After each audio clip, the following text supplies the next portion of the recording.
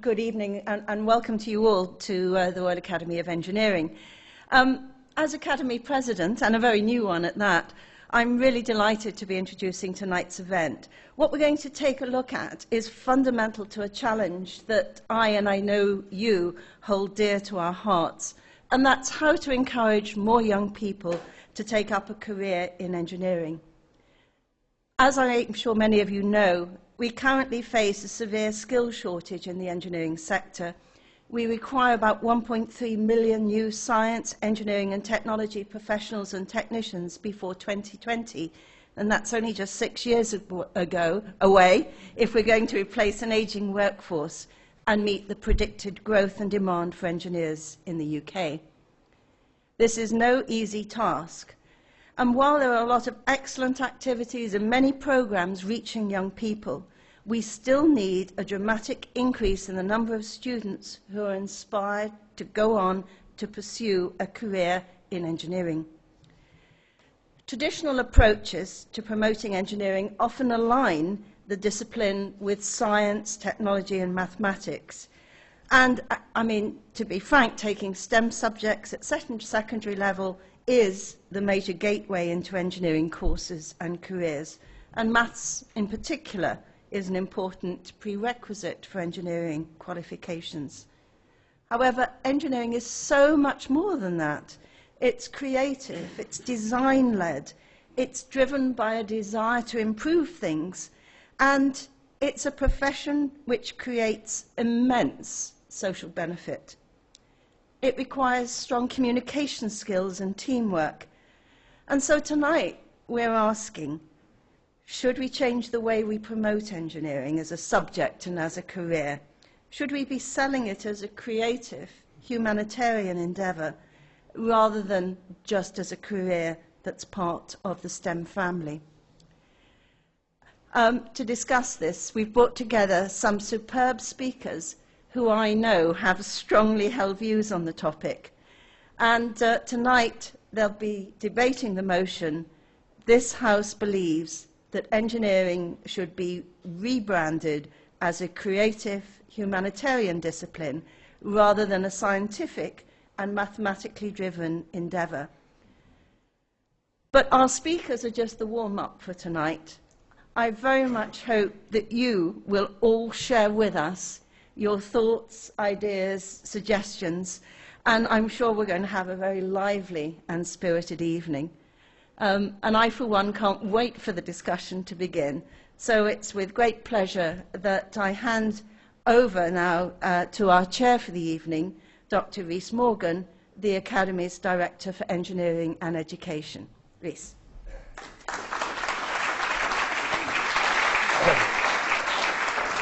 Hello. Can you hear me? Good evening, everybody. Good evening, ladies and gentlemen. Okay, so E out to STEM, this is our topic. This is our debate. We've been doing this STEM thing for, 10 years or more? And has it really made much of a difference? Yes, the traditional approach is to join engineering with maths and science.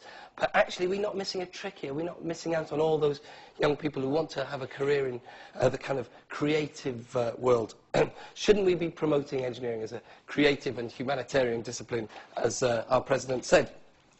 Engineers save far more lives than doctors. It's true. And so shouldn't we be promoting that to young people? And what about the creatives? So where did this kind of creative industries come from? How did the media and advertising steal this name from us? What's more creative, doing an advert for dog biscuits or creating a silent plane like our president has done herself? Come on, I know what I'd like to do. So let's take back the creative industries to where they truly belong. That's what I say. Okay, so that's our debate tonight. And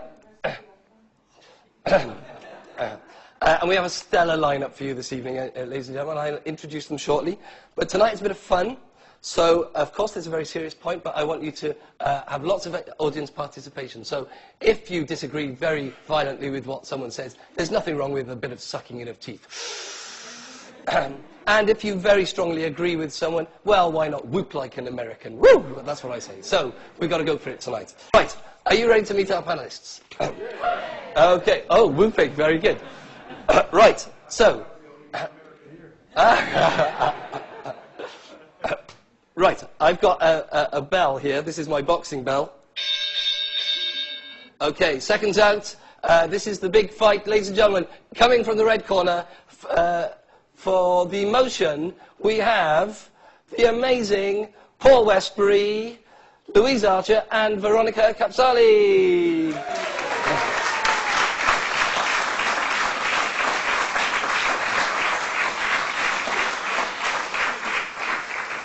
And opposing the motion this evening, ladies and gentlemen, we have the incredible Alison Wolfe, Steve Holliday, and Professor John Holman.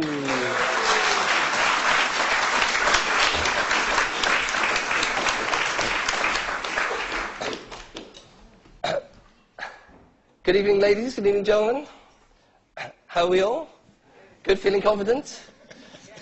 They're quite slippery, these. You have to be careful. You have to get your core stability. I hope you've been doing Pilates. Right, okay, so what we're going to do is just go through the debate this evening. So we're going to have speakers for the motion and against the motion for 2 rounds, and then we'll have a bit of audience participation. We want to hear from you, we want some comments from you, we want some questions from you. And then we'll have closing remarks from the third of our panellists. But before we start off the debates tonight, let's turn to your very high-tech voting pads that are on your seats. Okay, so what we want to do is get a flavour of how much the panellists have to change your mind this evening, how much they have to work. So we're going to start off with some questions for you so we can get some baseline data. So question 1 is going to come up on the laser display board. Okay. We want to know your background. Would you say you have A, a predominantly arts or design background, B, a predominantly STEM background, or C, a mixture of the above, or D, I can't pigeonhole my background? Make sure you press the right buttons now. It's very important.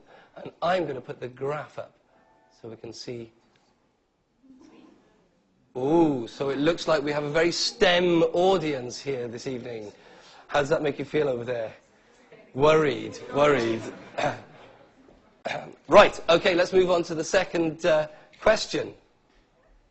Can we move on to the second question? Second question this evening. Do you consider yourself... Can I turn this off? There you go. Second question. Do you consider yourself to be an engineer? A, yes, B, no, or C, undecided? Let's have a look. That means no. Oh. Ooh, interesting, right. So maybe we'll be able to change some minds here this evening. That's quite fun. And 10% are undecided. Now that's very odd. That is rather odd, isn't it? Okay, question number 3. I can do this, can't I? That's right. Right. Would you say you had... we've done that one. Oh, sorry, I meant to go forward. Right, okay. There you go. Right, one more time. Oh, crumbs. Can anyone read this? I need glasses. Right. In your opinion, what is the main cause of engineering skills shortages in the UK? Is it A, negative perceptions of engineering careers? B, visa restrictions preventing engineering talent coming into the UK? Ooh, very political, that one. C, too few places on quality engineering degree courses or apprenticeships? Or D, none of the above, you haven't put your finger on it? Or E, there isn't even a skills gap? Okay, let's see how you're getting on with the voting there. Ooh, negative perceptions of engineering careers is doing very strongly there. And D, none of the above, you haven't got it right. Very interesting. Right. Okay, and then finally, ladies and gentlemen, for the last question tonight, we're going to ask our motion. So, this House believe that engineering should be rebranded as a creative and humanitarian discipline rather than a scientific and mathematically driven endeavour. This is so that the panellists know how hard they have to work. A, I vote in favour. B, I vote against. Or C, undecided. Let's see how you did. Ooh. Right, blue team, you've got your work cut out then. Right. Thank you very much, ladies and gentlemen. Okay, so we're going to come back to these remote controllers later on. And we're going to now turn to our panellists. So the first of our panellists, ladies and gentlemen, is Paul Westbury, Group Technical Director at Lang O'Rourke, although he hasn't started the job yet. He starts in a couple of weeks' time. How are you, Paul? Feeling confident? Feeling confident? So now before you start, Paul, I just wanted to check with the audience. How many of you know who Paul Westbury is? Can you just put your hands up? Well, this is interesting. Now, you see, Paul should be as famous as Brian Cox, because Paul has done quite some remarkable things in his time, haven't you, Paul? Shall I tell the audience what you've done? Okay, here we go. Is it true, Paul, that you designed the Arsenal Emirates Stadium? Not on my own. What about Ascot? Not on my own. What about Lansdowne Road Stadium? Not on my own. What about the Olympic Stadium? Very much part of the team. And what about the enormous white elephant that is the Millennium Dome? That is now actually the most successful European concert venue. Not on my own. Every reason why Paul shouldn't be as famous as Brian Cox there. Okay, Paul, so, do you like sports by any chance? You spotted the theme? Ah, very good. Right, Paul, you have 5 minutes this evening to talk about the motion, and you could start right now. Thank you, Reese. Good Lord. Good evening, everybody. I guess you might say it's ours to lose. In the prologue to his second book, The Audacity of Hope, Barack Obama said that the world needs fewer lawyers and more engineers. We've already heard this evening, I hope, from Dame Anne, about the essential need for society to secure more engineers and to ensure that engineering is both understood and placed at the heart of society. But with such a critical and steep hill to charge up, what do we choose as our uniting battle cry? We bury ourselves as the E inside STEM, an ambiguous acronym that's at best dreary in its ubiquity, and at worst, as I fear it is, a serious own goal for the engineering profession. What is it with acronyms? Everyone loves to use them, and in all cases, each group feels passionately that they are somehow unique and that their meaning is of such significance that everyone must surely understand. The reality, of course, couldn't be more different. And if you're in the Canadian police force, did you know that STEM would lead you towards strategic traffic enforcement measures? If you're in the military, you might be interested in special telemetry-equipped missiles. And by far my favourite, if you're in the church, you might embark on a short-term evangelical mission. I could go on. So the acronym STEM is far from unique, of course. You know, it's ugly, it's impenetrable, and it certainly doesn't conjure up the dreamy images of creative and innovative efforts that make meaningful impact for the benefit of everyone. If you can actually be bothered to work out what it stands for, then there are immediate and serious issues. You're none the wiser as to what engineering actually is. The strong association of engineering science is unhelpful as creative types continue to give us a swerve in pursuit of a profession they feel is more relevant to their interests. And as plenty of research has already told us, the wrapper of science, technology and maths is not just misleading, it's a guarantee to put off many young women from exploring engineering any further. You know, don't just take my word for it. will.i.am, can you believe, popped up at last year's Global Grand Challenges Summit to give us some unexpected, celebrity attention. As well as a black-eyed pea, he's a science, engineering and technology advocate and even has the ear of the President of the United States. And he started his impromptu address with the following words: "What is it that you guys have with STEM? It's a terrible word, it's not understood, and it's near impossible to sell to young people. It's largely irrelevant if you like the Black Eyed Peas or his music, because he's a supreme and popular salesman, and if he can't sell STEM to young people, what chance do we stand?" But he didn't stop there. He was rightly keen that we remain mindful of the arts, and explained that when you drop the A of arts into STEM, you generate STEAM, a far more exciting sales proposition. And a quick 20-minute discussion with Mr. I.Am, I got very enthused about STEAM, and you could say that I left that evening with him steam-powered. And I dined out on it for a couple of weeks. But, you know, after those 2 weeks were up and the rosy glow of celebrity had dimmed, the steam seemed to have hissed out of me. You know, for sure it's better than STEM, although that's not saying much. But it still represents engineering in a science, technology and maths wrapper that remains misleading and a barrier to too many. And perhaps most troubling of all, it presents a menu of professions, giving the impression that you choose just one at the expense of the others. And it totally fails to communicate that engineering is unique in that it's the only profession listed that actually embraces them all.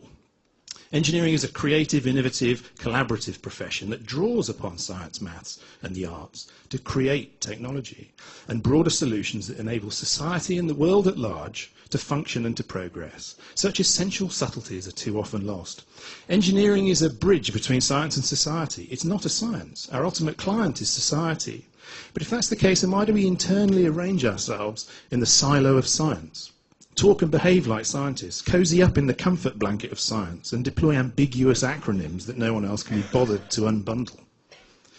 Is it a wonder that our ultimate client society fails to understand it? We must be braver, push our wonderfully broad, innovative, creative and essential profession forward to stand on its own capable feet, and rebuild our efforts and communication to suit the needs and language of people, and not ourselves and science. Engineering powers the world, it connects the world, it protects the world, it shapes the world, and it shows a way forward for a successful future. Few other professions can boast such an exciting and central role in society. You can choose your own words, but we must talk to society, to children, to politicians, and especially to parents in an inspirational, aspirational, and understandable way. We must remove the misleading and opaque science, tech, and maths wrapper, and communicate our vital humanitarian role in society to attract more people to join us, especially women, that critical group that remains totally underrepresented and will surely offer the smartest route to our recruitment challenge. We must promote the creative side of what we do, the design side of what we do, and our early engagement in problem finding and problem solving to ensure a broader appeal. In short, engineering must be rebranded. Status quo is not an option. So perhaps I've just been on a short-term evangelical mission. But that's as close to STEM as I'm going to get. Please don't be seduced by STEAM and its hiss of celebrity, because the first step towards a smarter and brighter future for engineering, and by association society, is for you all to please come out in full support of this motion. Thank you very much. Very well done. Very well done, Paul. Thank you very much, Paul. Very thoughtful comments there from Paul. The battle cry is the E in STEM. That's not much of a battle cry, is it? I heartily agree. Although I'm not taking sides, of course. Right, okay. Thank you very much. The second speaker this evening is our first panellist against the motion, Professor Alison Wolfe, the Sir Roy Griffiths Professor of Public Sector Management at King's College London. She is Chair of Governors at the King's College School of Mathematics, and she is the toughest woman on the block when it comes to vocational education. With one single blow from a recommendation, she knocked out thousands of pointless vocational qualifications that young people were taking that had no value to them at all. And for that, I think, ladies and gentlemen, she deserves a round of applause. Come on.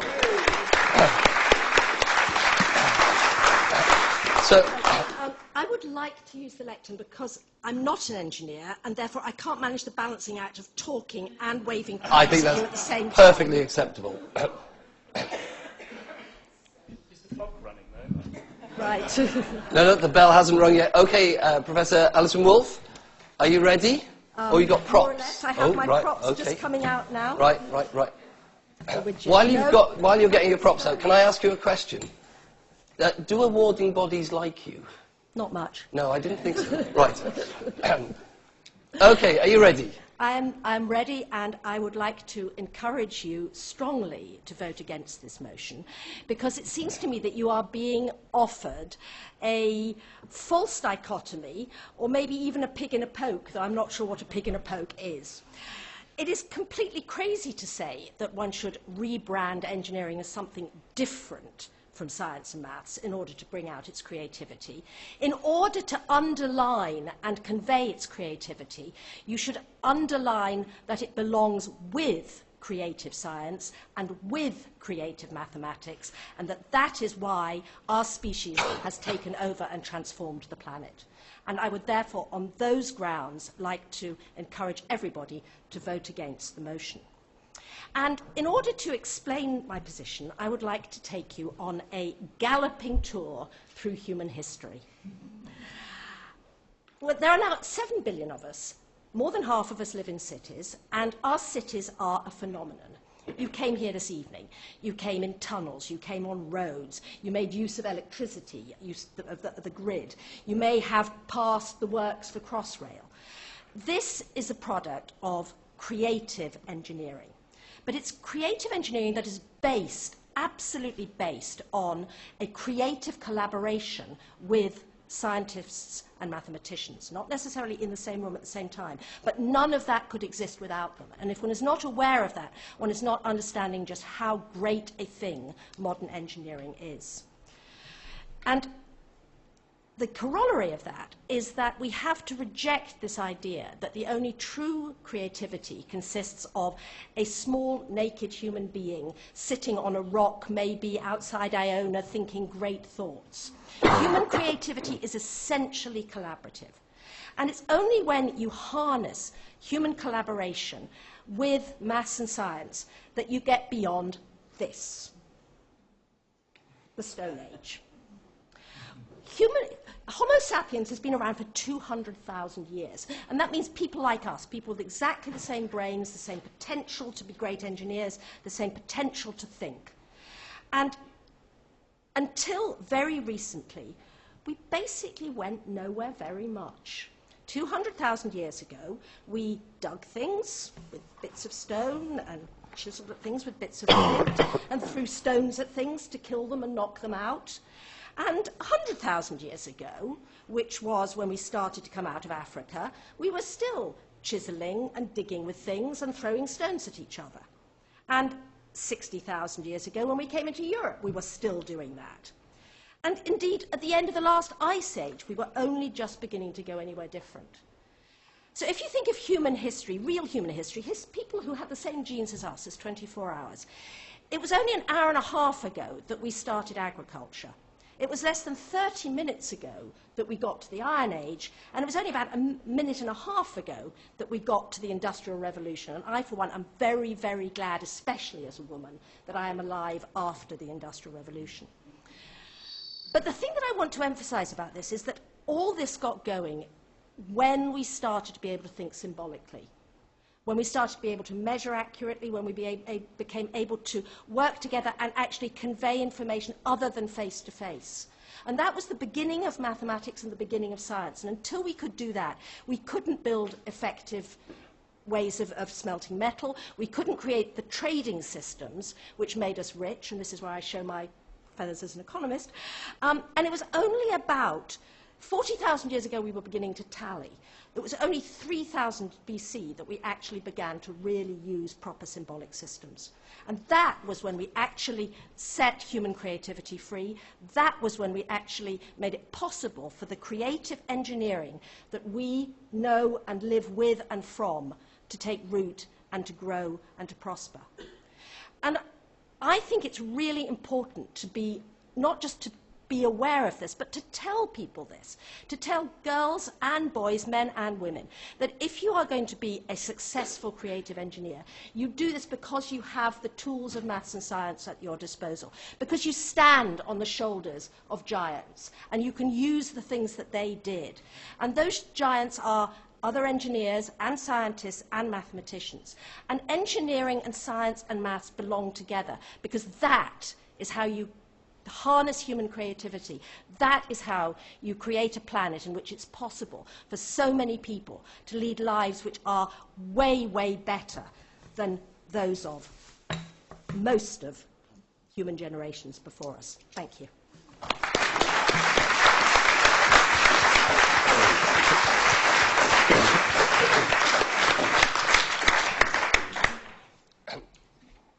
Thank you very much, Alison. Our second speaker this evening for the motion is Professor Louise Archer, also from King's College London, but I understand that you don't know each other very well. Is that right? Not really. It's a big place. Louise recently published a very important report for the STEM community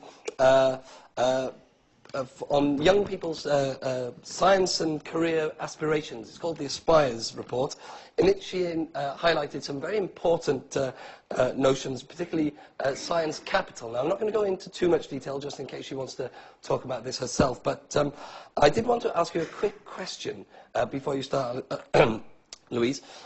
Where is the science capital? Because I was talking to my mum about it. She thinks it's Port Talbot. Okay, right, okay, very good. Right, Louise, you have 3 minutes this time to talk on the motion to take the E out of STEM. Thank you. I'll try and stay on my boy band swivelly stool. So I'd like to argue that we should not only take the E out of STEM, but also the S, the T, and the M. That's the kind of creative thinking we're having on this side. And the reason I'd like to take all of those out is because I want to dissolve the arts-science divide. And I was going to say I think it's unhelpful and it's very problematic. And it's false.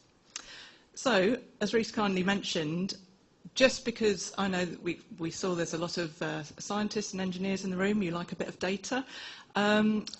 Drawing on our Aspires research we conducted with young people from the age of 10 to 14, we used national surveys with over 19,000 students.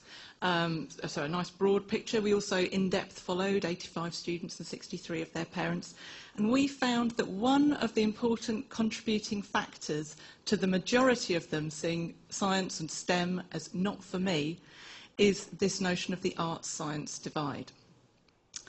So, like many people, we would argue that the arts-science divide is both false. So all STEM subjects involve creativity, for example, and there are scientific and mathematical ideas within the creative sphere as well. And we also think it's unhelpful. It can result in these very problematic patterns of participation that we're trying to deal with today. And I think it's important to take an international context here. So England is, although we think it's the centre of the world, we're quite internationally anomalous. Not everyone does things in the weird way that we do. We have this culture of early specialisation, and I think it's really problematic for engineering participation.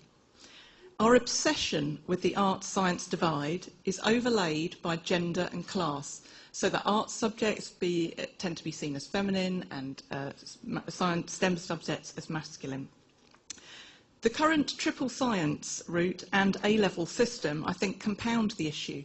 From the age of 14, we're channeling young people into these ridiculous arts versus science routes that they find it very difficult to get out of, which we're arguing they're incorrect, but they're also very negative.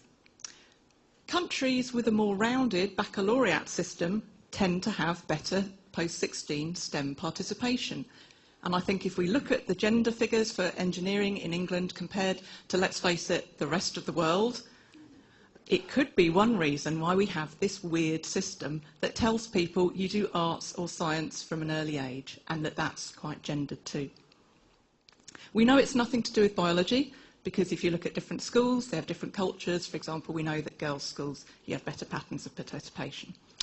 So in sum, I'm arguing that dissolving the E and the S, T and the M and the arts-science divide would benefit not only engineering, but all of the so-called STEM areas.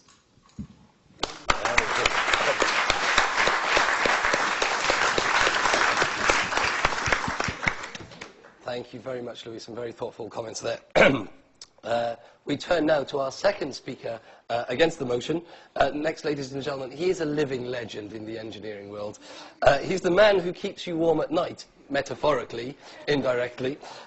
He is the man with the electric personality. He's the chief exec of National Grid. It's Mr. Steve Holliday. So, Steve, just before you start, I just wanted to get into a quick question. I don't want to get into a long-winded debate about capacity margins, but will the lights go off this winter? No. Right. You heard it here, ladies and gentlemen. I will not regret that comment. Can I ask you one more question? Have you got a button in your office that can turn off all the grid? No, neither. Right, okay, over to you, Steve. And I'm delighted to be here and take part in something that's slightly amusing, and we'll have an amusing time, but I must just start with a bit of a doom, I think, because the reason why I'm here, actually, is because I'm very worried. So I'm not worried the lights are going to go out this winter, but I'm very worried that they might go out in 10 years' time. And are probably likely to at the moment. If you look at, I know Dame Anne actually touched on some of the numbers. The numbers are just scary. This is a car crash. So I think we're probably both agreeing with each other. We have a hell of a problem on us at the moment. 60% of every job in the UK in the next 10 years requires science, technology, maths and engineering. I'll just rearrange them to amuse my opposition over there for a second. 565,000 businesses are based on engineering in this country. We need about 156,000 engineers from advanced apprentice level upwards per year, every year. And at the moment, we're about 81,000 short every year, per year. So this isn't an interesting little topic. Actually, it's a car crash. It's an absolute car crash. And I just wish people would wake up and realize that this is going to massively affect everything in our everyday lives. And then you start to think about, in my industry, some of the challenges we're facing of clean energy. And I take that out and think about, as you were talking about the population on the planet today, 7 billion, heading up towards 9 billion. Clean water. 1.3 billion people today don't even have electricity. 2.6 billion people today cook using wood and charcoal. And there's another 2 billion coming down the road. You know, we have some monumental societal issues that require one simple thing: engineers. Engineers with enormous imagination, enormous passion, enormous creativity, and an enormous understanding of humanities and social science. So I suspect we violently agree about the exclusive nature of education today and the fact that it's not A versus B. I can't possibly conceive of hiring an engineer into my business today who doesn't have enormous, not just empathy with creativity, but a passion for creativity and innovation. Can't imagine hiring someone today who doesn't have extraordinary deep understanding of the importance of human behaviours. Because whatever engineers are going to come up with, we need people to adopt those products and those designs into the future. So those are just absolutely critical. So it's slightly irritating, and I was going to talk about STEAM myself, actually, having been poached by someone recently on that. But I decided I was coming here just to tell you a little story. I do go and talk to some kids occasionally, and it's not particularly useful for an old man like me to go and try and inspire children either. But I was at a very good school up in Hull earlier this week, talking to 150 sixth formers about the future of energy, the challenges we've got, and the need for engineers. And I think I was winning. There was quite a bit of concentration. And then, guess what happened? My phone went off. I said, "Oh, I'm ever so sorry. I should have turned it off." And out of my pocket, I took my phone and I put it on the side. And about 80 of the 150 kids went, "iPhone 6. It's an extraordinary moment. So I just twisted and decided, well, let's talk about an iPhone 6 and let's talk about engineering, but moreover, just do you understand the mathematical principles that went into design this in the first place, the scientific understanding of the clean labs that have manufactured the chips that have now got so small that you can have something of this power. And actually, I did manage to capture the others, I think, who weren't listening at that moment. But you can't have engineering, however creative you are, however linked you are into what human behaviour requires in the future, without a fundamental, deep understanding of mathematics and science. They have to stay together. This isn't a conversation about changing a name. This needs to be actually creating a very different conversation.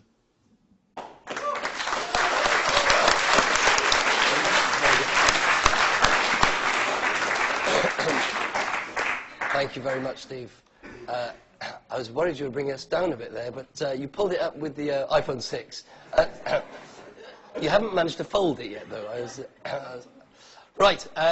Thank you very much, both panelists. Now, we're going to open the debate up to you in the audience. But before we do that, I just want to introduce other two panelists so that you know who they are and you can ask them questions as well. So first for the motion, a great friend of mine, the brilliant Dr. Veronica Kapsali.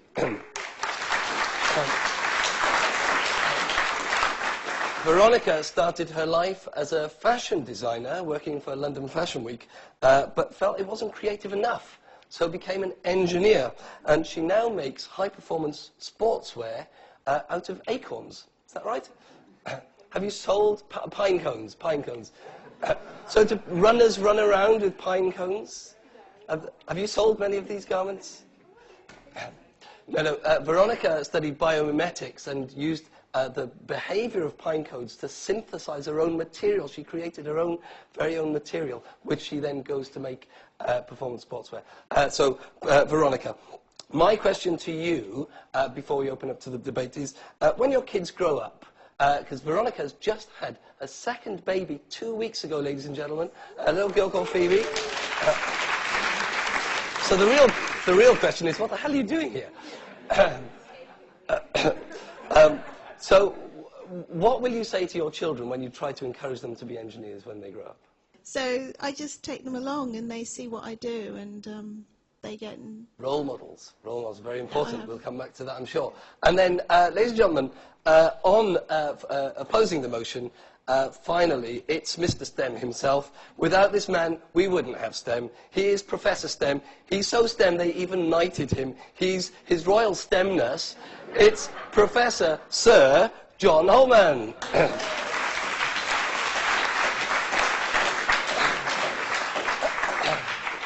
Now it's time for some audience participation. So we want to hear from you. We want comments, we want questions to our panelists, and we'll have some views. So hands up. We've got some roving microphones. We have got roving microphones. Well, we need roving microphones. If we take one of these roving microphones here, and we'll get a question over here. This gentleman on the end here first, you, and while you're over in that direction. Thank you. Thank you. I'm afraid I didn't hear enough about how, and so I want to suggest a how, rather than just be critical. And it's more or less directed to Steve, the National Grid. From our view, a how would be that we'd have a lot of jobs available if we, in the redoing of the National Grid right now, if we made the National Grid available to small-scale renewable technologies. But unfortunately, from my understanding, we're not setting up a new grid with that as part of it. It's really focusing still on the main sexy six in the energy suppliers.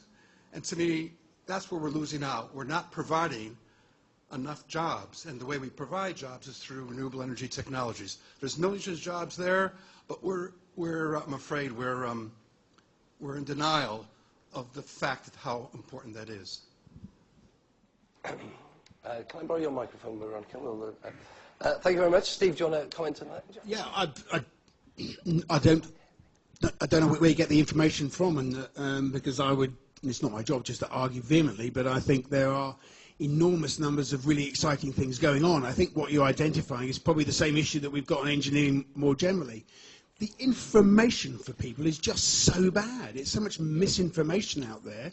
So the history of engineering, as indeed you were pointing out, and the lack of understanding about what the jobs really are, about what the careers really are today. And that's true in what you've just identified. There are phenomenal numbers of innovative technologies in this country going on. We're probably ahead of anybody in the world on thinking about marine power and tidal power. They won't connect to the big into the big grids. They'll connect locally into the system. But there's a huge amount going on, which is why we need thousands and thousands of very bright, creative engineers for the future. Thank you very much. OK, this lady here. Thank you.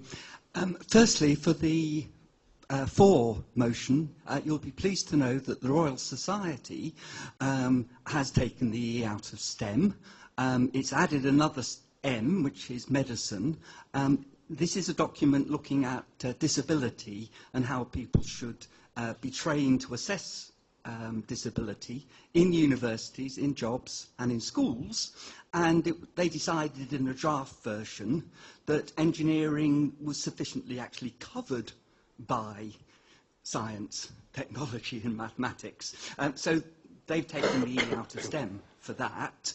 But my real point to all of you, and I think it's already been really highlighted, that I don't think the motion, time to take the E out of STEM, is perhaps the right question, but I'm assuming it's for a bit of lightheartedness. I think there is an underlying problem, partly linked to disciplines, science and arts, but it manifests itself in a lack of understanding between the disciplines. And engineers are not good at talking to politicians. They're not good at talking to girls. I don't think the panel... Sorry, I say that because they've used the wrong language. My feeling is, and I'd like all the panel at some point to comment, that actually this debate is about how we communicate the joy and love and everything that goes with engineering to the widest possible audience, and we understand their language and they understand our language. Thank you. Thank you very much. Does anyone want to comment on that from perhaps over you? Shall we... Veronica, would you like to... Actually, as you were just saying what you were saying, I was literally writing down that because my job is to sum up later, that one of the issues is to do with communication and talking across boundaries, and that's certainly been my experience being a designer coming into engineering. It was just the language barriers and the cultural barriers that I had to overcome in order to be able to embed myself into that context. Was incredible, and there's got to be something that we could do to sort of bridge those gaps, and education certainly is part of that solution.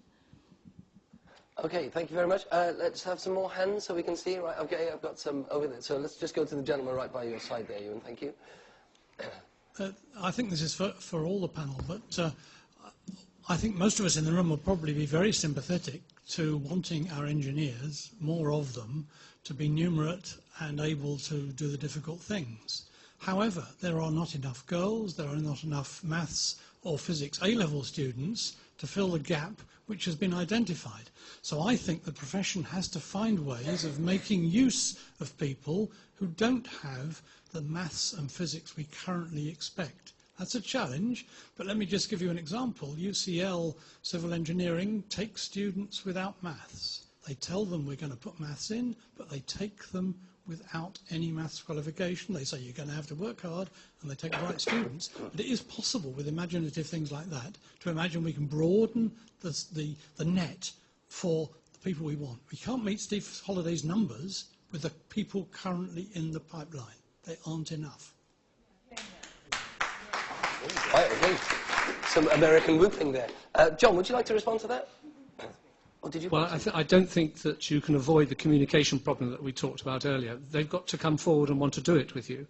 And you will widen the pool, but you won't necessarily solve the problem until we convey the brilliant opportunities that there are to make a difference to the world to young people. And any kind of quick fixes are not going to get around that problem of communicating it.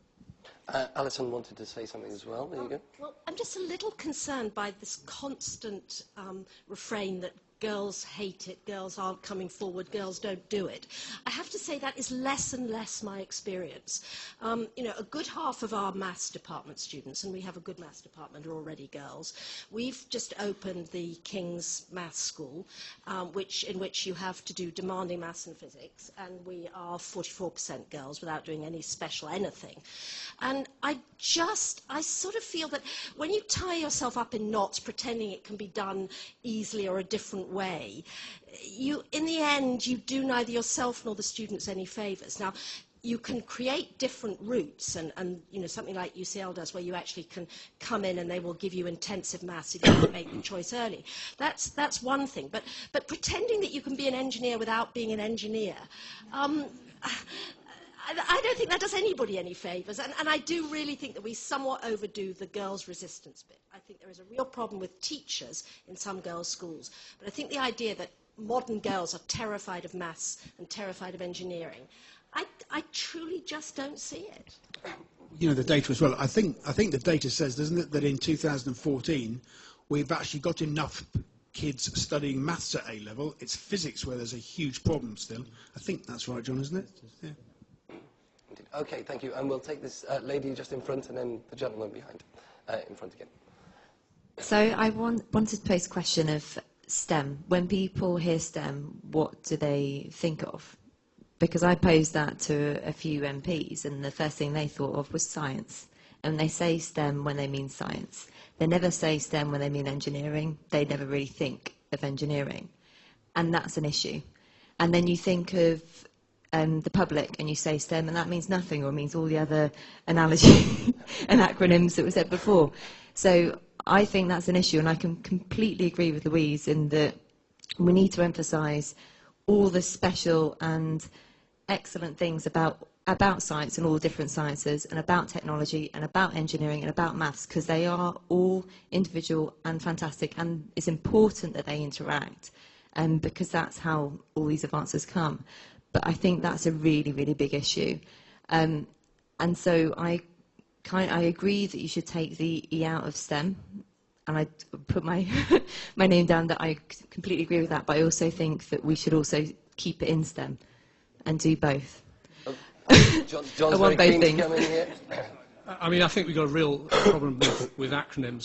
What I'm tempted to suggest is you should not take the E out of STEM, but put 2 extra ones in and make it STEAM. Because the problem is that as soon as you hook onto an acronym, everyone will use it and everyone will have a different understanding of what it is. So I don't think we're at all helped by these acronyms, STEM or STEAM. Andrew Ramsey, former Chief Executive of the Engineering Council.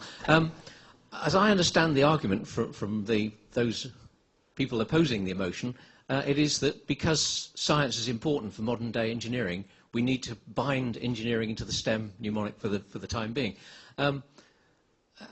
Professor Wolf was kind enough to tell us that her discipline is actually economics, which I would say today requires a great deal of mathematics to practice.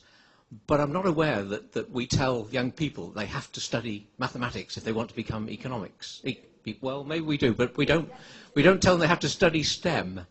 I think the fact that economics can exist without this drumbeat that we need science and maths in order to do it is an indication that probably engineering could flourish better if it wasn't tied into this idea that you just need to do the dull maths and science in order to be able to do it.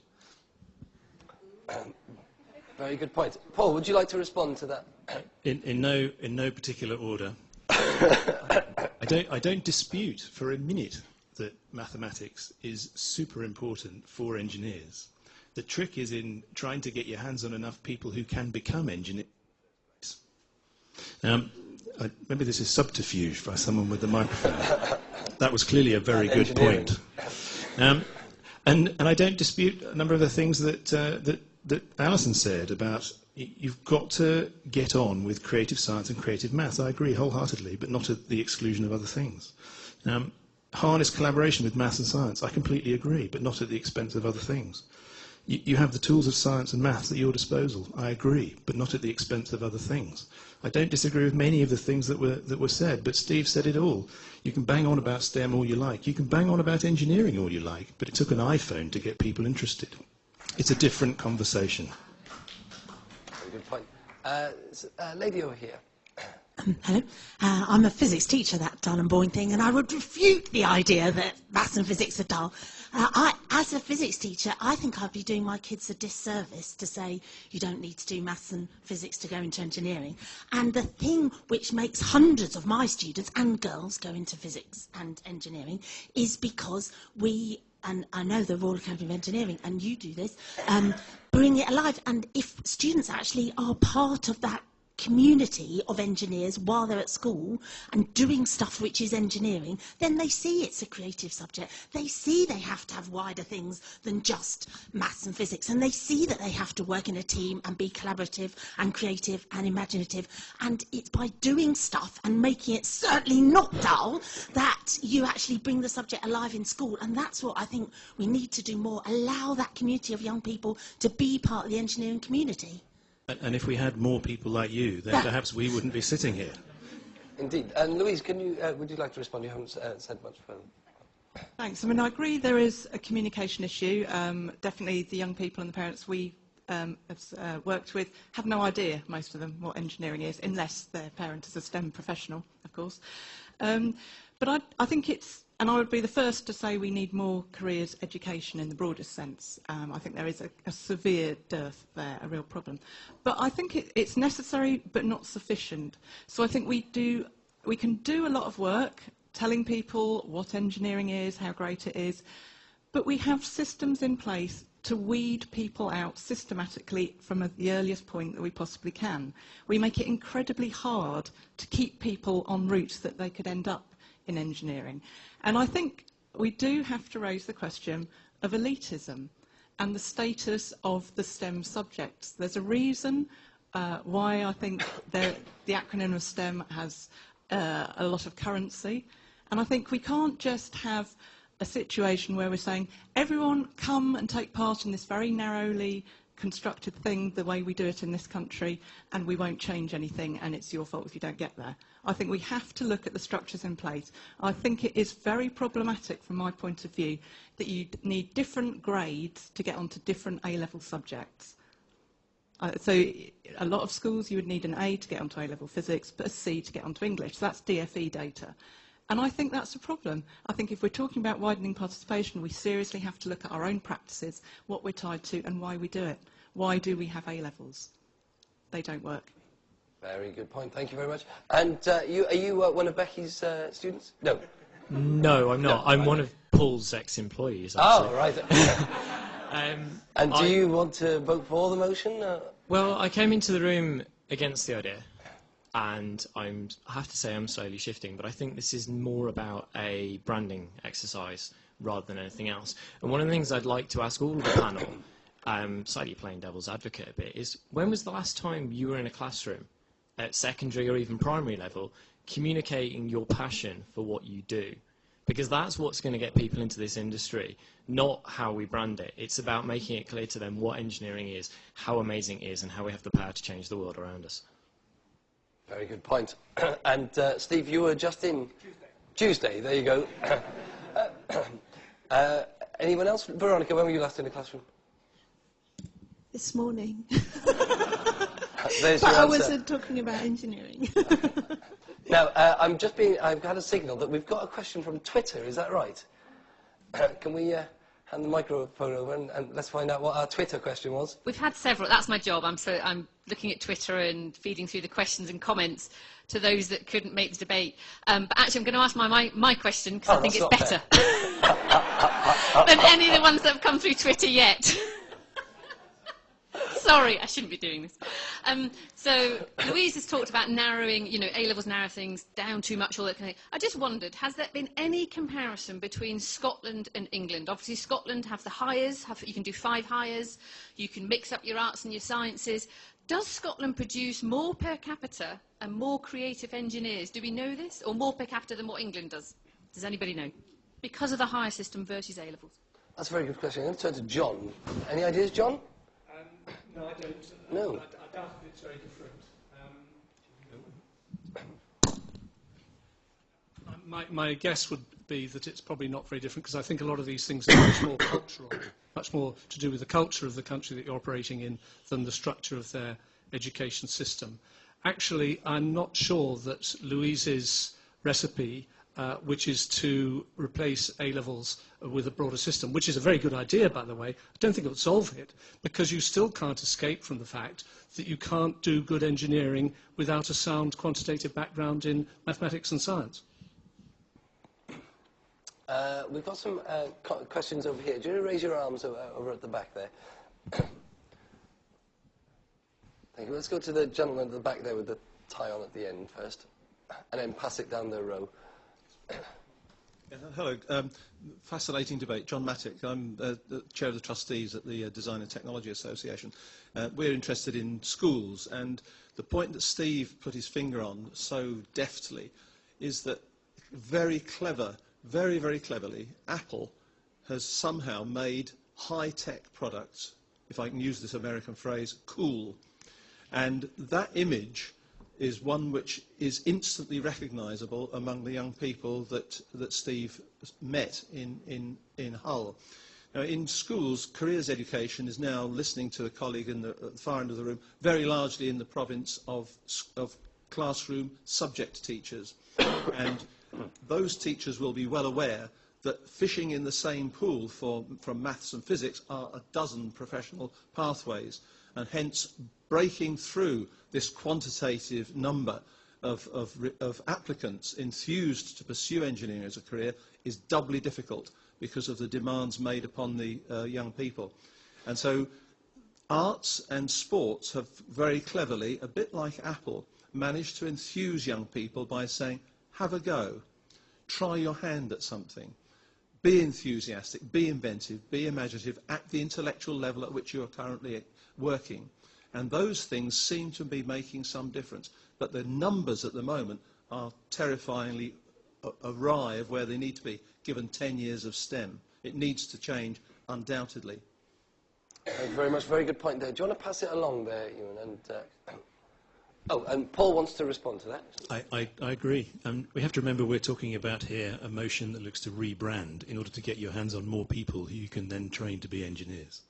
And it reminds me of a paragraph from the Universe of Engineering, the Malpass report from about 3 or 4 years ago that Rhys will be very familiar with because he's just been working on a rework. In it, there was a little anecdote about an electrical engineering degree course, that was struggling to find enough folk to go on it. So they rebranded it, Multimedia Design and Technology. They didn't change a single thing, and they were oversubscribed, and the quality of the applicants went up. That's what we're talking about here. A rebranding to get your hands on more people so that you can turn them into engineers. Thank you very much, Paul. Yes, gentleman at the back. Following that comment there about the rebranding, are you suggesting that it's really just due to the name and not the content of the course? Because I think if you just change the name of something, it seems a bit disingenuous when people find out that ultimately people still need the maths and the science skill to do that. And at the end of the day, we still need a certain amount of people with that skill set. We can't just change what it is. It's by definition itself. It doesn't matter if you call it engineering or something else. So how do you propose we actually implement that into our education system, into our industries and into our society in the next few years if the demand for engineers is that great? Alison, you're nodding vigorously. Do you want to? Yes, I would like to know what happened to people who were on that degree. How many of them went on and became well-qualified and enthusiastic engineers? Do you know? No. I think there is a major issue, and I think part of the issue for engineering is actually the growing demand for quantitative skills, and that's actually part of the problem. That in a way, it's something we've skirted around. That the real pressure on engineering numbers doesn't come from the image of engineering in my perception. It comes from the fact that there are so many people who are chasing anybody who has good quantitative skills. And I think that means that there's no simple answer in terms of rebranding, but I do want to agree with everybody who feels that what is really important is to be able to convey to young people that if you have quantitative skills, you might not be paid as much immediately as if you go into the city, but you will have a lot more fun, and you won't actually be poor when you're in your 40s. Thank you very much. You want to have a word, John? Yeah. A very quick response. I think we have to stop pretending that mathematics doesn't matter. We don't do don't do people any services by saying that mathematics is optional. For most jobs nowadays, mathematics and quantitative skills are the way to succeed in the job. And the people who stand to lose most by this pretense that mathematics doesn't matter are the people who've got most to gain. In other words, people from homes, low-income homes, homes where there are no graduates, homes where there are no one in a high-skilled job. And it's they who have most to lose if we don't tell the truth about the importance of mathematics. Thank you. Do you want to pass it along to the gentleman there again? Yeah. So I wanted to take it back round to this idea of exclusivism. Now, I'm not denying that perhaps there are specific grey boundaries for this, but I think actually the problem is more fundamental than that, and particularly with engineering, there is a perception that it isn't an exclusive profession. Indeed, it's everybody from the rocket scientists, who are the rocket engineers, all the way down to, and no offence to anybody who might have this job, the person that comes to fix my washing machine or fill the control and the air conditioning is an engineer that comes out. I think there's an issue here in that we don't have a protected term like lawyer or doctor for engineers that sort of dilutes the prestige that comes with that kind of qualification. Thank you very much. Does anyone respond over this side? Veronica? No, you don't want to respond. No, I'm under the impression that there was a petition that went round maybe a year and a half ago, a bit more perhaps, that was looking at just that, at protecting the title. Sometimes it usually comes back to you have to be child. I think that completely defeats the object. Okay, that's a very, very good point. Can I add something anecdotal to that? In that I'm an engineer and I'm really proud of the fact that I'm an engineer. I'm a female engineer, I have a PhD in welding, and my son went to school and he was asked, what does mummy do? And he said, mummy's an engineer, and they said, oh, she works for British Gas, does she? So, yes, I absolutely agree with you. And I'm just going to violently agree as well, actually. And the Royal Academy spent a lot of time round and round this, not just with engineers, but technicians as well, in that term. It is a function of the English language. We are very loose with our language. We have been for decades and decades and decades. Trying to now shut the door on it, I think, is impossible. But the challenge of, especially with the technology that's available to us today, to try and inspire a generation to forget the way it's perceived at the moment, put a new classification around engineering and technology. That's what we need to think about, as opposed to let's just throw the name around or protect it, because we'll never protect it. It just says the challenge of communication and inspiration is very large. Okay, let's take some other comments down the front. Yep, okay, my question tags on what Professor Allison, I forgot your last name, I'm sorry, said, but the salary issue, I think that's a big issue. My graduating class of engineers, I would want to say 50% ended up in either finance or consultant, as opposed to going into engineering jobs. I just Googled how much what the mean salary for engineers in the UK is £28,000 a year. That's not enough. I think university a year, the average rate in the UK is about 9,000 a year, when it went up a few years ago. Why should I spend 9,000 a year for 3 years and make 30 grand, let's say, a year? The salary issue, I think that's a big sticking point for most people. But I could point you at another 100 courses at university that cost you £9,000 a year that don't know anything like £28,000 a year. And in fact, it probably don't even give you a job at the end of it either. Are they as hard as engineering is? Can I still party Thursday night, Friday night? I mean, students think about these things. And of course, the reality is that an engineering degree does get you a good salary and all sorts of other things. And I have to say, this is not actually only an English problem. 2 days ago, I was talking to a French, actually private equity person. I've mixed with the most dubious people. And he was saying that in France they're having exactly the same problem, that all these guys come out of École des Mines and Polytechnique, and they don't go into engineering occupations, they go into financial services. So, you know, maybe what we really need to do for engineering is finally to string up the bankers, you know. Yes. Thank you, Alison. Should we pass it on to this lady here? I've got quite a few over here. I've got some over here. We've got about 5 or so minutes left, so we'll rattle through some comments now. Yes. Well, I just want to say that I'm one of the passionate engineers in National Grid, and I think that, you know, connecting the offshore wind farms, which are 150 kilometers away from the shore, is one of the most passionate and exciting things that we can do.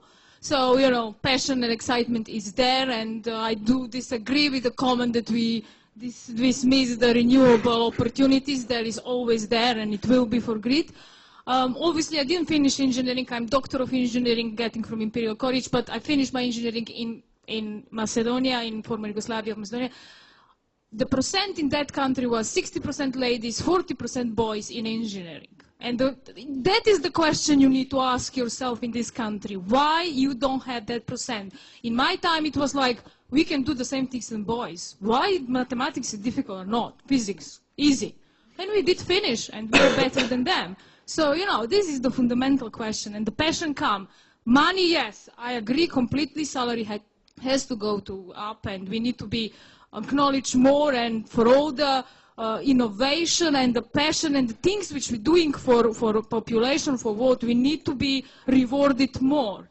But, you know, I will still have a passion which I have now. It doesn't matter probably the salary that much. I can see very much so. Thank you. Steve, yeah, can you take it? One quick point while you're just passing the microphone around.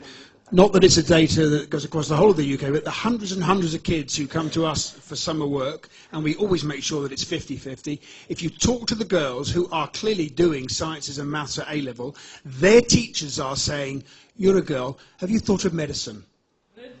That's what's going on. So actually the encouragement in, I know you're a physics teacher with a great passion, but you're, as I think pointed out, you're not the norm, unfortunately. There's a huge amount of people who are saying, actually this isn't for you, and we've got to change that, because it's just absolute, total nonsense. And I'm just going to hand over to Louise, because I think your Aspires project is very much looking at kind of gender and identity, and tell us a little bit about what you think. Well, I'd be interested to know, did you have an A-level system? No. So I think we do need to stop being so parochial and look to other places in the world. With the gender issue, we are the worst in the world with gender and engineering. And I think we could learn a lot from other people, so I won't go on. Right, okay. So we're going to take 2 comments now. This lady here at the back, and then the one just further in the front. Yes? Just a quick thing, kind of going back to what appealing to more school students to take these subjects is going back to like what motivates them and communicating with them. So what I'm trying to say here is we can't get around the fact that the STEM subjects, all of them, are difficult subjects.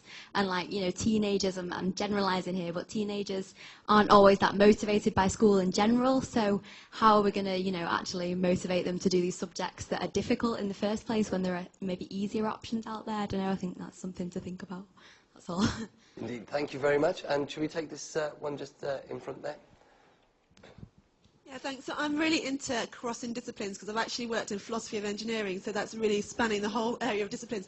And one of the things I thought about a lot was what defines engineering. And to me, the absolutely key thing about engineering is that it's a practical discipline. Engineers do stuff. So what defines engineering is what you do. It's not the elements of knowledge that you need to do that, although they're critical, and you need certain knowledge. What defines it is what you do. So if you make the comparison, say, with medicine, yes, people know that you need to have sort of maths and science skills to do medicine, but people identify medicine as what medics do, and that's what makes people want to be a medic, because they know what medics do. Thank you very much. Thank you. Very good point. Paul, do you want to I think that's a really nice and wise set of comments. And I think, again, it comes back to misunderstandings amongst many people about what engineering is really about. And you can classify engineering, perhaps in a very crude way, as 2 things that often overlap, either wholly or partially. There's engineering know-how, which is your nuts and bolts, and then there's engineering process, which is a way of thinking. And I can tell you now that I've had much more benefit in my career from engineering process than engineering know-how. And I know it's a terrible shame if we lose people to other things from engineering, but I feel somewhat reassured that you've got engineers out there who are running big projects or are in the city thinking smart things. Perhaps they'll come back when they've earned their money, because you can be an engineer for life. And I think it's those 2 things that often get misunderstood, that we mistake the latter for the former. So people think it's about nuts and bolts.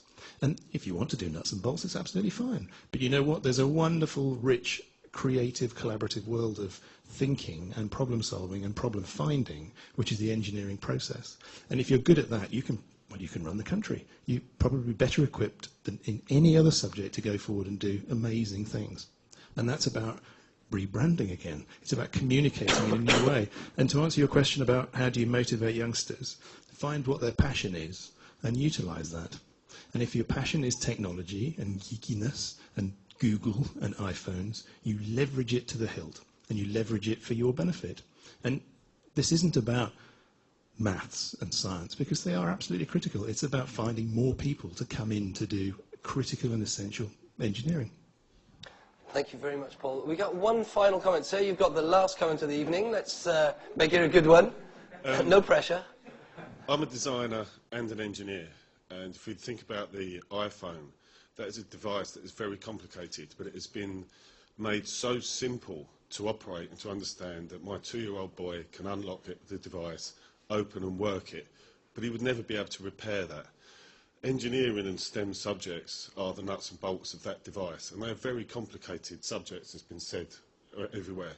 Maybe it's not a branding exercise, maybe this isn't a design exercise, maybe it's how do we make it easier for the younger generation to apprehend these difficult subjects and to enjoy them, and incorporate them with other design subjects so there is more inclusion with an overall broad nature into doing stuff, making stuff and creating stuff.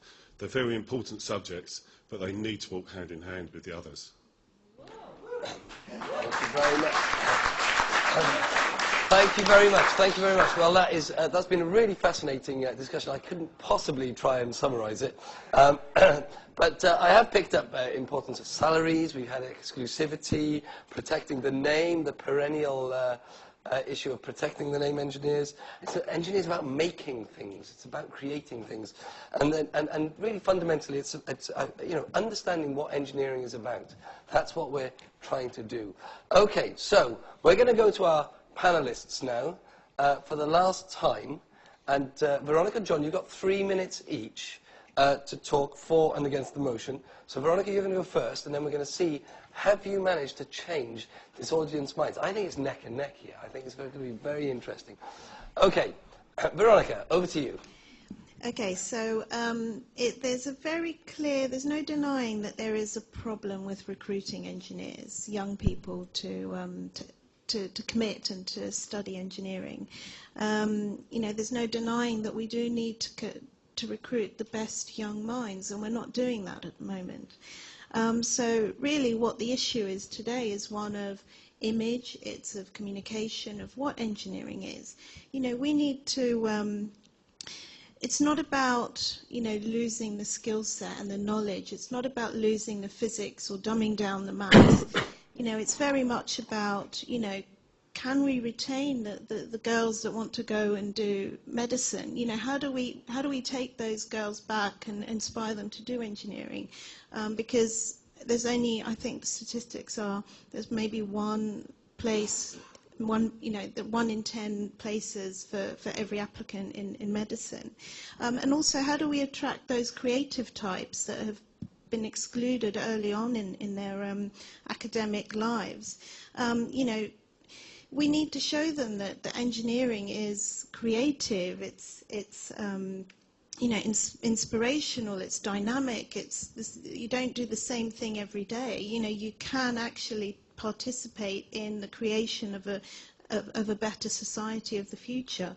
And that is the way that we can really retain and inspire young people to commit to studying the maths and commit to studying the physics and learning what it is that they need to learn in order to become engineers, but also embrace the creative practices. So we're not committing to maths and STEM at the expense of the more dynamic, creative processes that are more akin to the arts to the arts.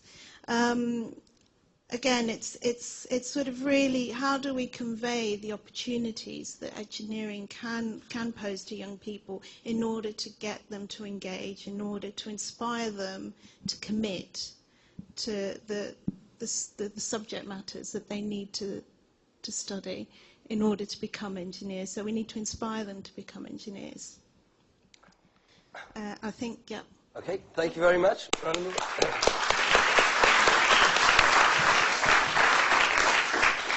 John. Oh, the lectern. Right. Oh, this is serious. Ladies and gentlemen, I think we've got a false dichotomy here this evening. We all agree that you have to be both creative and well-grounded in mathematics and science, and we also all agree that communicating what engineering is really about, preferably through positive role models, is what we have to do to young people. But I ask you to think about the realities of the place where the change will happen, which is in schools. That's where the hearts and minds will be won or lost. And you think about the realities of organising a school and organising specialist teachers who have got the qualifications, who can teach, particularly mathematics and science and engineering. It has to be practical and hands-on. If we're going to inspire people to engineering, we want them to do it and get their hands on it. Now, many of you will be familiar with a very common practical activity that is run in schools, which is building a bridge out of straws. And we've seen these happen many times. And I'll tell you a very simple thing. There are two ways of doing it. You can send your group into the empty room, here's some straws, build a bridge to span that gap. Or you could spend a little bit of time teaching about triangles and about the fact that an equilateral triangle is a very strong and rigid building unit. And if you do that first and then send them into the room, you'll get a better bridge. And I tell you what, it's a bridge that I'd much rather cross when it's scaled up into the real thing than the one where people just knocked it together by thinking about what might look best. So we've got to think about the realities of how we do these things in schools. We do need to give hands-on opportunities. We need engineering clubs after school. We need people visiting the school, giving opportunities for young people to solve real problems and hear about real problems. It would be a disaster to take the science and mathematics out of engineering. Bridges would fall down. Aeroplanes would fall out of the sky. The lights would go out. And the repercussions of that loss of reputation for engineering would play back into schools, and we would have a disaster far greater than the one we've got at the moment if the message goes round that engineering is a half-baked subject in which you are likely to fail because you haven't got the requisite grounding.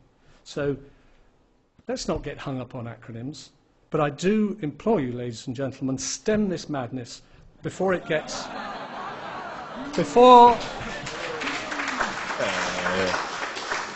Stem this madness before it gets ahead of steam. Vote against the motion.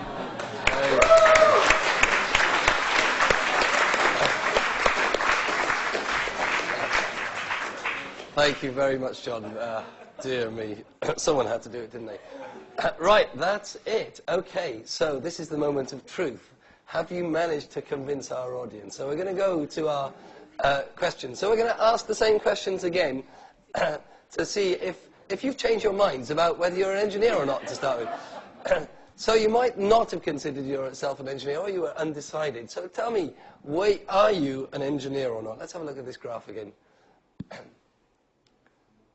Oh, I think there are more undecided people, actually. Well, that's bloody great, isn't it? Right, okay. Next question. Oh, that's the wrong graph. Right. Next question. Oh, we're not doing that one, are we? We're going to go back to... did we miss a question? No? Oh, are we asking this question? Right, we're asking this question. So, in your opinion, what is the main cause of engineering skills shortages in the UK? Is it negative perception of engineering careers? Is it visa restrictions? Is it too few places on quality engineering degree courses and apprenticeships? Or none of the above? Or I don't even think there's an engineering skills gap. Let's see what you say. Not with that. So it's still negative perceptions. I think that might have grown a little bit as well. So very much about perceptions and understanding of engineering careers. And then, finally, ladies and gentlemen, I do that. Okay, finally, this is it. The House believes that engineering should be rebranded as a creative and humanitarian discipline rather than scientific and mathematically driven endeavour. Let's see how you vote this time round. I think we've changed.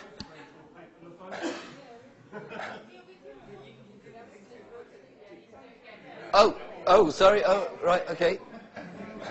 Does it not grow? I thought it was dynamic. I thought it would be like some X factor or something. Right, hold on. Right, can I just press it again? Can I do it now?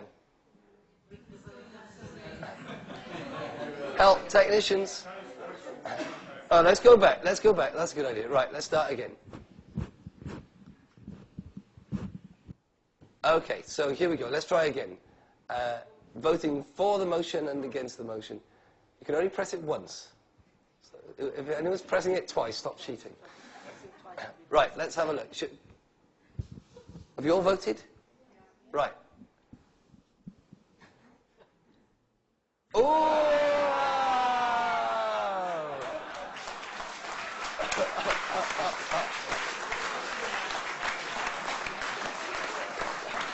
Well, how about that? Isn't that extraordinary? No, I think we should leave it at that. I think that's absolutely perfect.